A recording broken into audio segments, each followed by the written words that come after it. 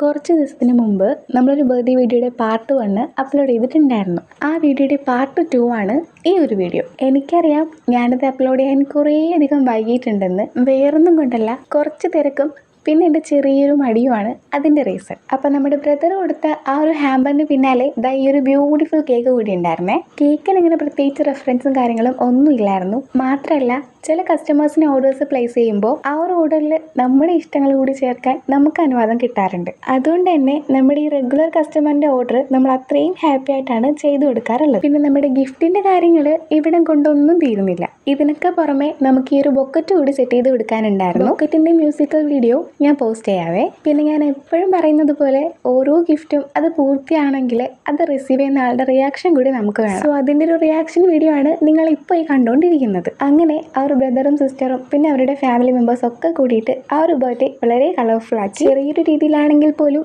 നമ്മളും ആ ഒരു ബർത്ത്ഡേയിൽ പാർട്ടിസിപ്പേറ്റഡ് ആണല്ലോ എന്നോർത്തപ്പോൾ എനിക്ക് ഭയങ്കര സന്തോഷമായേ. അപ്പം നമ്മുടെ ഗിഫ്റ്റ് കൊടുത്ത ആളും റിസീവ് ചെയ്ത ആളും ഒത്തിരി ഹാപ്പി, അങ്ങനെ നമ്മളും ഹാപ്പി. അപ്പോൾ അത്രയൊക്കെ ഉള്ളൂ. ബൈ.